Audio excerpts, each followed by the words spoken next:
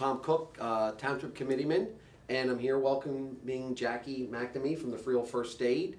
I've been trying to sit down with the First Aid for quite some time to talk about something very near and dear to the First Aid, but we're going to let Jackie talk first and just give us a little history about the First Aid, especially for residents that are new in town who don't know anything about the First Aid, where it is, when they started, where they started, etc. So Jackie, it's all about you.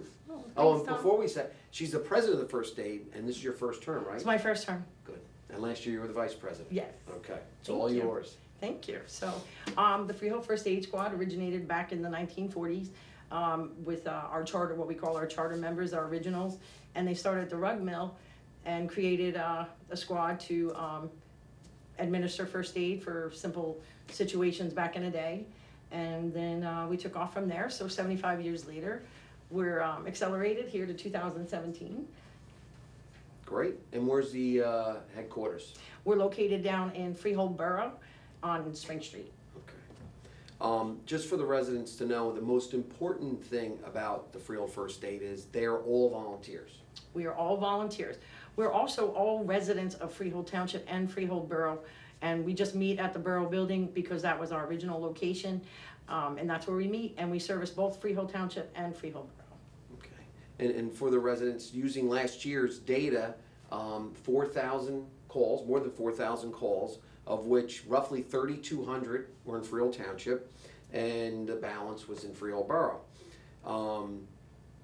And why I'm here talking to the First Aid today, they're in the middle of their fundraising time of the year. And that is, it's all year, you'll accept donations all year, correct? All year, 365 days a year. But this is a period of time where we celebrate the annual fund drive. So this is when we get prepared and we send out our annual fund drive letters in June. Usually the first week in June, residents should be starting to receive the letters in the mail requesting donations. I get the letter, I'm sure every resident got it or received it, and I'm sure, I know my wife and I receive at least a dozen solicitations a week, okay? Whether it's religion, health, whatever the case may be. And, I urge our residents to not discard this with the other solicitations because it's very, very important. As I mentioned, you're all volunteers. All okay? volunteers. No one gets paid. No paid. Okay, and the reason I say it is a lot of our residents that have moved here, I have one that moved 2 blocks away from me. One of the first things she asked me was, she said, "Oh, it's such a wonderful town, the schools are great. I know we have police and fire. What is the medical services?" And I said, "Oh, we have a First Aid and they respond to all the calls." And she goes, "Are they paid positions?" Because my husband's a nurse. I said, "No, but listen, they'll welcome him as a volunteer. He works 3 days a week in Brooklyn and commutes, so he's all for it. He'd be a great volunteer." And she goes, "Well, we have young children, we're not ready for that." And I said, "Great." But what's important for our residents to know, is, as I mentioned, is they're all volunteer. The budget or the amount of money spent or needed to run the First Aid on an annual basis is more than $300,000 a year. More than 300,000, sure. And the goal this year is to raise, through donations, $200,000. Correct. Okay. And as of yesterday or the day before, you're at 65,000. 65,000, yes, sir. Okay. Which is good. Which is awesome. We appreciate every dime, and we're getting some really special donations. We've had a few large donations from people, which is just miraculous. We had a $2,500 donation from somebody we don't even know, that's what we're looking for, but it was very generous, and I get all excited and I get very emotional because somebody's reading it and they really understand what we're here for, because we're just here to support the Freehold Township and Freehold Borough residents in their safety. Correct. And when my in-laws were with us still, my father-in-law was one of the founding members. He was a member of the rug mill. He was there in the First Aid in the beginning with Phil DeAngelis and a couple other gentlemen. Is that when we called the ambulance, which we had to do it probably a half dozen times during their latter years, they were there. They took control of the scene. They took great care. I've never heard anyone, and I talk to a lot of people all the time, say, "Oh, the First Aid was horrible. Oh, they took forever to get there. Oh, blah, blah, blah." You guys are there at all the sporting events, soccer events, football events, baseball events, picnics. there's a big fire function in East Freehold in September. Yes, I believe it's September. And I'm sure you guys are gonna have a rig or two there. They're expecting a big crowd for their, I think it's their 125th, I'm not certain, could be, okay. I could be completely wrong on the year. And a friend of mine's actually getting married that day, so I'm very excited about that. Oh, that's great. But for the residents of Freehold Township, what's important is, if you have the wherewithal, you will take a $5 donation, you guys will take a $10 donation. We will take human donations. We will take physical bodies of people wanting to be volunteers. We're not. Which greedy. is great. Yep, we're not greedy. We will take, we all have people who want to come down and file, write up an application. We have cadets. That's our strongest part of the squad. Our cadet corps, they're high school kids between ages of 15 and a half and 19. And they're great. And they're awesome, and I can't believe they're out here trying to help people with their But age group. some of them move on though, they come back and they become volunteers. Well, they're the people that, the senior squad, we have the senior squad and the cadet corps, so the cadet corps is expected to move up to the senior squad and be our senior members. Okay. So we train them to, move up in the reins and take over, because change is good, and. Well, for the they're last the several best years, part. I used to see one individual I know personally, and he was a young cadet, and now he's a sophomore in college, and I know he's a full-fledged, I guess, a senior member. Right. I've seen him at a couple of functions, and I've seen him on calls, so that's a great thing. He's a resident of the community. What I do for my donation is, because I don't want to wait for the solicitation, and because I'm very busy, I have it in my online bill pay. Okay. So come July 15th, automatically comes out. I have a couple donations that my wife and I make, a couple cancer, ALS, etc., and it happens automatically. Right. Okay, so I encourage all our residents, if you can make a donation, please make a donation. I was doing the math in my head. Between the borough and the township, there's probably 40,000 people, give or take a few thousand. If everyone gave you $5, it's $200,000. There you go, so Okay. that's what we're after, Yes. that's what we're looking for. Mhm. So, anything else you want to share with our? Just that we're having a fabulous year, so we had a change of, years go by, so we have new captains now, so we have a new officer office, and then we have a new executive office, and we're just really excelling and doing everything the best we can for the residents. Now, you had 4,100 calls last year, and how many calls so far this year, do you think? About 300, 300? about 3,000. So 3,000 3,000 through mid-year, so that means you're on plan possibly to do 2,000 more calls this year than last year. Right. Okay. The year prior to 2015, we did about 5,400. Okay. Last So year last year was a good year. It was a really good year, so we got short. Now, I know all this information. I'm also a riding member, so I'm still an EMT, and I still get to ride the ambulances. So here in Freehold Township, we don't get one call a day. We get one call a minute. So my day last week, I had 4 calls within a period of 3 hours. Today, they had 8 calls in the period of 4 hours. So, and we actually get to answer most of the calls. Okay. So that's really what's really important here. And they work so hard, and I'm just so proud of every single one of them, because the temperatures now are in the 90s, and certainly a lot of our work is done outside, motor vehicle accidents and Do we have any accidents today? some minor vehicle accidents. Okay. The mall always has some great accidents, because somebody's trying to get to Macy's before the sale, and Well, they should wait till tomorrow. Wednesday's always it's always a sale for 15% it. off. I tell them all the time. I said, slow down, you're gonna get there. But yeah, so these are a great group of people. And the biggest thing about we need to get these donations, because over the years they've just become smaller and smaller, because of the fact that people don't understand we're all volunteer and they're expected to be paid. Right. So we're looking to the future to keep this squad volunteer. And my father-in-law would roll over in his grave should it not be a volunteer first aid. And I keep repeating it. I encourage all the residents, write a check, make an online donation, drive over to the Spring Street first aid building. Someone's always there. Go in and they'll give you a tour of the rigs, and give them check then. They will appreciate it. And then you have fundraising functions throughout the year. I know you had something with roses for Valentine's Day, or somebody or something. Our cadet corps is big on the fundraisers, so they do a lot of, they have done car washes. What their big fundraiser is a flower sale that we have during the holiday season in April. So whether it, so they always have flowers there. Okay, Mother's Day, what's the Mother's name? Day, Easter, Hanukkah, The whole, not Hanukkah, Hanukkah's in November or late December. Passover. Passover, Easter, Passover, yes, Easter. there you go. And spring, we celebrate spring, so so they have it, and that's always a nice function. We've done a few other functions, usually we're invited to, and we support that. So a lot of our big fundraiser is the fund drive. Okay. We're a squad that we're just tired. So, and I'm not saying we're not going after the fundraising.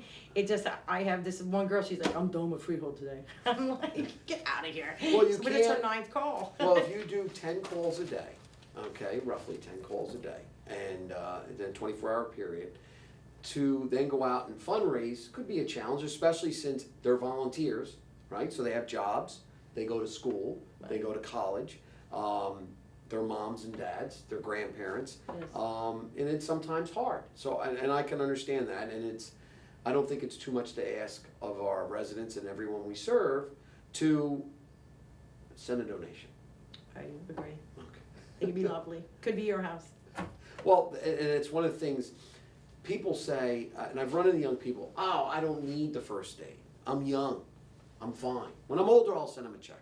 And I would say, you're sending them a check so that they're there when you call them, because you don't know when you're going to call them. Knock on wood, I've only had to call the first aid once in my 50 some odd years on earth, and it wasn't for me, it was for my mother-in-law. And you guys were there in like 5 minutes, and as I mentioned before, you took care of her. But you're like firemen almost.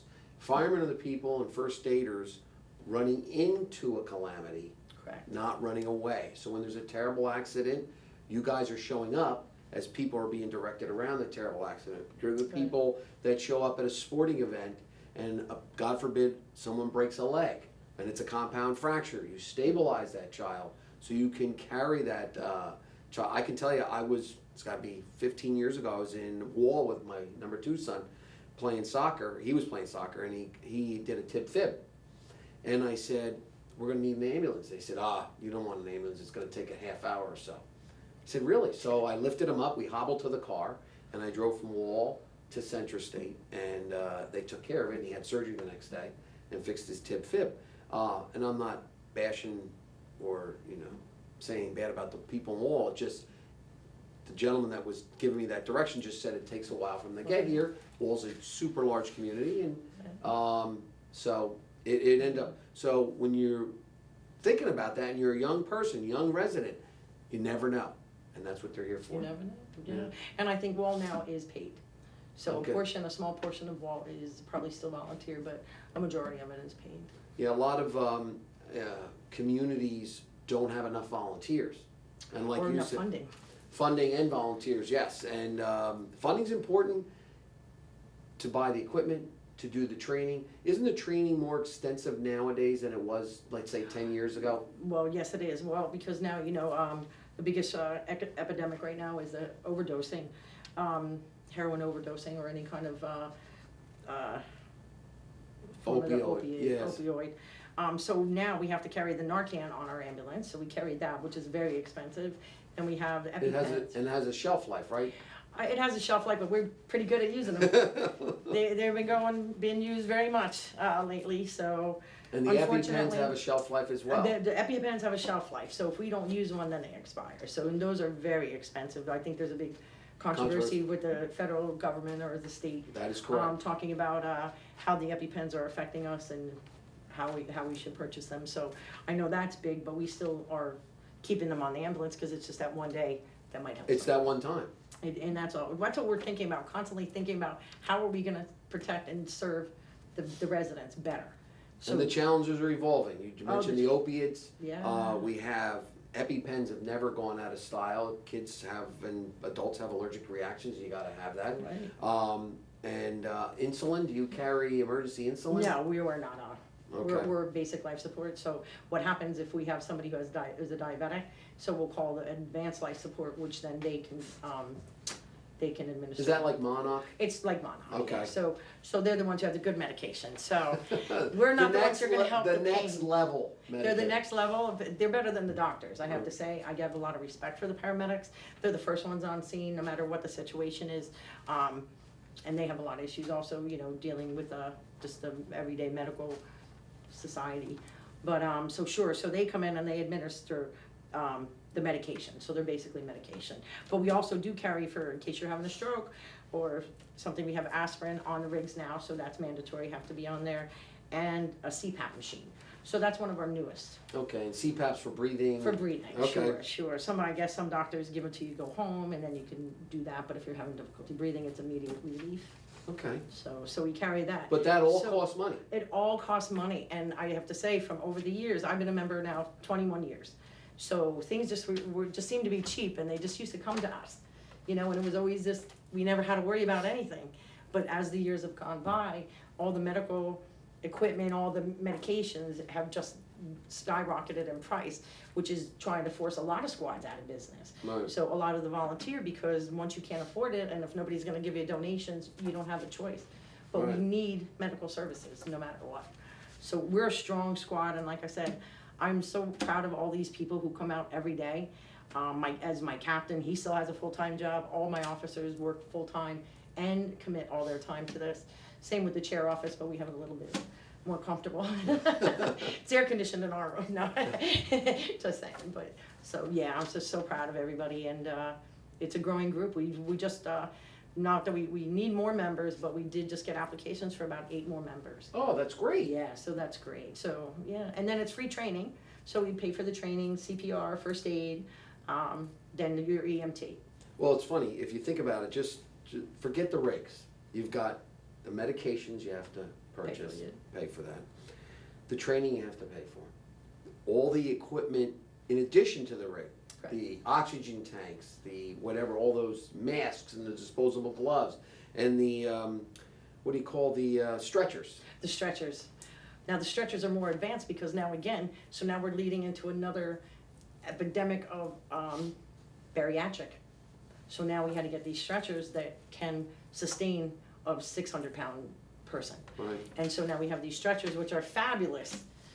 But how much does one stretcher cost? roughly? $15,000 Oh my per God. stretcher. So but it's a necessity. So the ones that we used to have only lifted about 300 to 400 pounds because if you go back, we didn't have this bariatric issues, not as many. So now it's just like an everyday occurrence where now we have to have them in the ambulance, and they're just so much easier to lift a patient and make them more comfortable too. Right. Yeah. Okay. So they're nice. They go up, down. It's good. I still want them to come out to the ambulance and come riding or do a ride along with us. Could we do that? You sure could. It's not against I'd be your regulation. driver. Well, the next time I'm free, okay, I'll have to look at my You give me a calendar. buzz. I would go. We'll have to coordinate shifts.